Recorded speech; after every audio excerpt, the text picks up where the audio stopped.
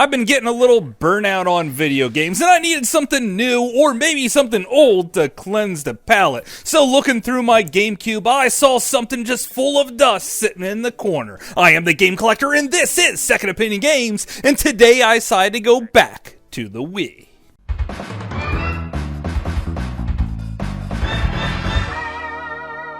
Second Opinion Games.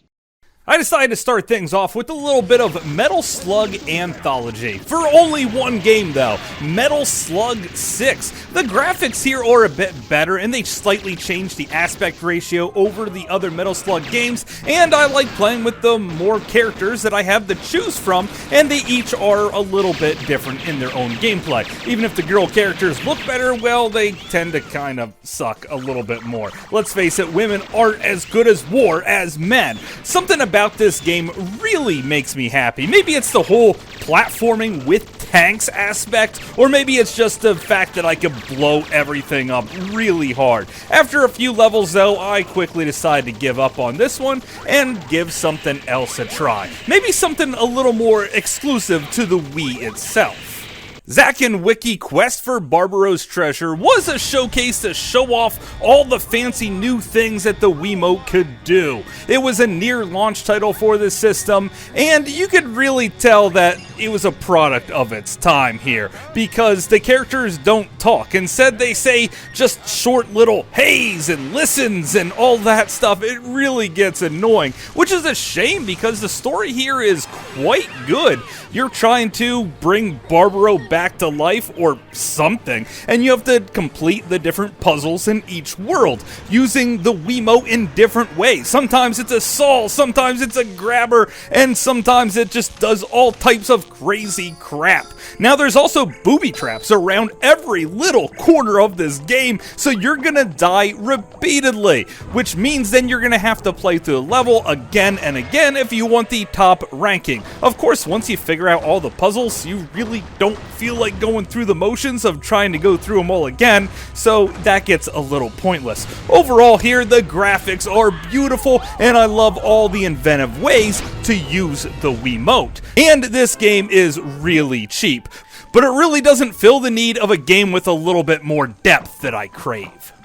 Overlord Dark Legend is definitely not shovelware here. You play as this awesome Sauron-looking guy, and you have your minions, because sometimes you don't feel like smashing every single pot in the castle to get every little gem. Also, there's glyphs that you could have your minions pick up and take back to your lair to give you more strength and more magical capabilities, growing ever so powerful as you play through the game. The boss battles are also fairly inventive here, and the controls fit the Wiimote and nunchuck style absolutely perfect. And using the pointer feature on the Wiimote to make those minions attack nearly everything on the screen is just insane. One of the things I absolutely love about this game is how much thought was truly put into it, and the fact that you finally get to play as a bad guy. How cool is that? I wonder how far you could really take this concept of playing as the evil villain here. Scarface is here on the Wii, and he was definitely the bad guy of the movie. And didn't he die at the end in a horrible blaze of glory? Well, this video game decided to rewrite all of that. This time, you just run around mowing people down and popping their heads off with a freaking machine gun with endless bullets. And you could even duck behind cover and then jump out and shoot more people in an awesome shootout. If you manage to get past that, then you're gonna find out that this is a Grand Theft Auto 4 style clone, where it's a huge open world as you try to rebuild your legacy back up to its former glory. And you have some voice acting here that's done fairly good compared to, the movie itself. Yeah, none of the voices sound exactly spot on, but with the interesting story and the truly crazy concept, you better believe you'll be playing this one for quite some time. Also, by pressing the A button, it just swears and says a whole lot of obscenities. However, the controls are kind of awful, but if you can look past that, then you have yourself a pretty darn fun game. But that just got me in the mood to shoot everything that moves. So I put in one of those Clubella games. This is Caspers Survival. And when I started the game, I had a flare gun trying to shoot freaking wolves. And that didn't feel quite right. And not too long afterwards, I was flying a freaking airplane. Now, this is definitely more of an Uncharted game than it is a hunting simulator, because your guy's gonna do some serious mountain climbing and parkour up a freaking storm. And you wouldn't think that these controls fit the Wiimote and Nunchuck controller just right, and it does feel a little awkward to play, especially because sometimes you have to switch from the shooting mechanics to the jumping and running around mechanics on the fly. Sometimes you will actually get to shoot some moose, and sometimes even some mountain lions that might randomly attack you, and I'm sure that there's gonna be a big bear around a corner here somewhere, and boy was this ever a shocker for me. I thought it was a simple, stupid hunting game, but instead it ended up being a fully drawn out, story-based narrative that happened to be quite a bit of fun.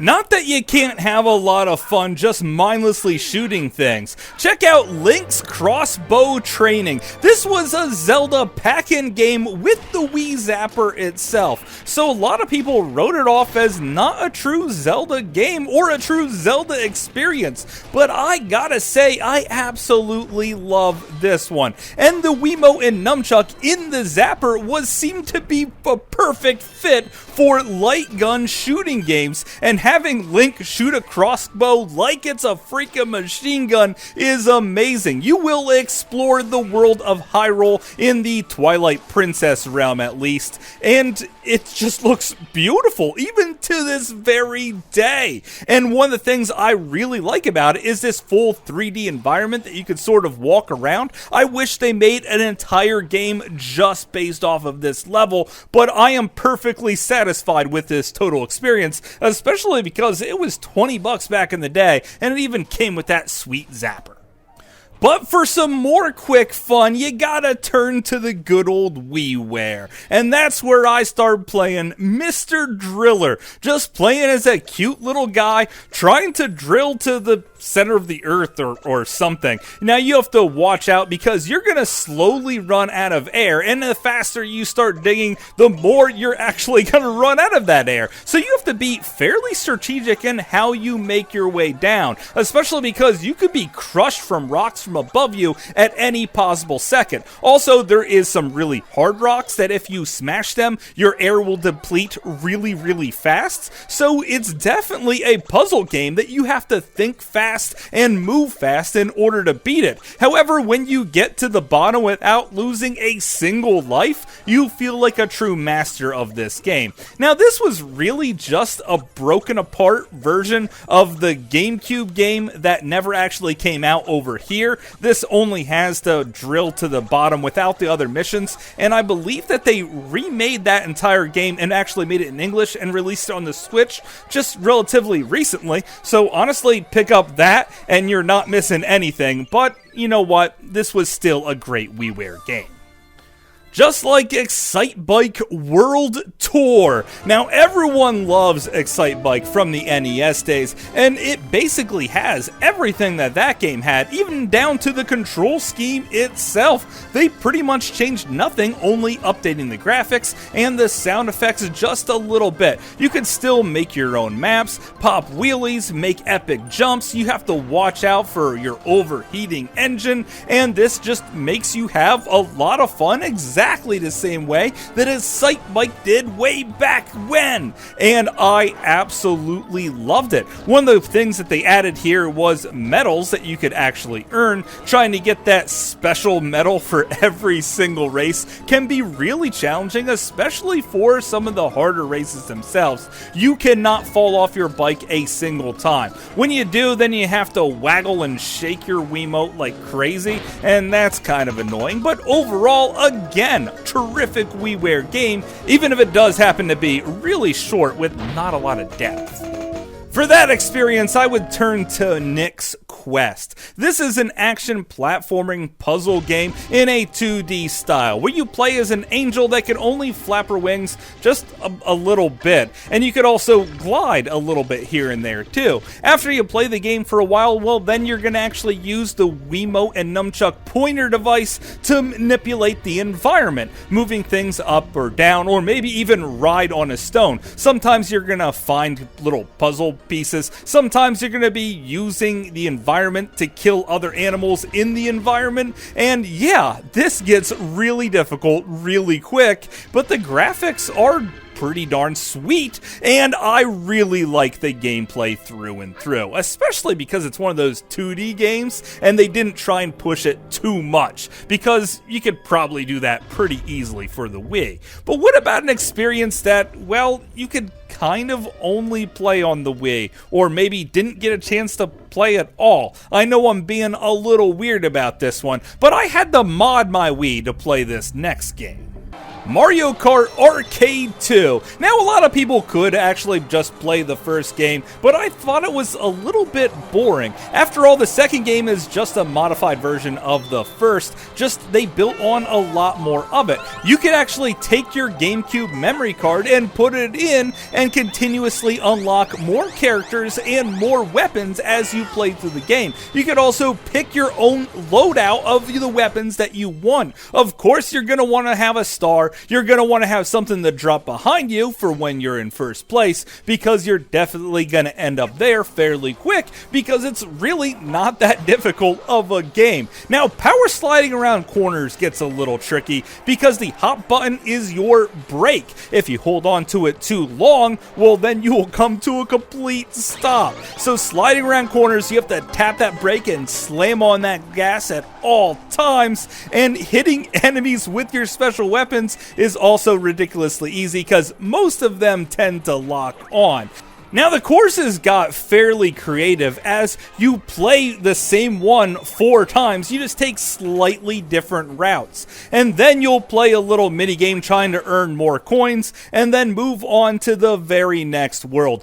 Bowser's Castle is crushingly difficult if you're not a seasoned Mario Kart player. And quite frankly, I've been jonesing for a new Mario Kart experience, because it's been a few years since Nintendo decided to release one, and I do not know why they didn't just give us a chance to play Mario Kart Arcade at home, other than for people that had to mod their Wiis or just download Nintendo onto their computer to play. It feels like a completely wasted experience for something that is one of the most terrific games out there, especially because this one was made by freaking Namco. That's why Pac-Man is here and some of his characters. So if you want to keep on playing cool Pac-Man games, then check out Pac-Man's World Rally. That's on the GameCube. But otherwise, play this on your Wii, the system that you probably forgot all about. But of course, that's just my opinion. Thanks for watching.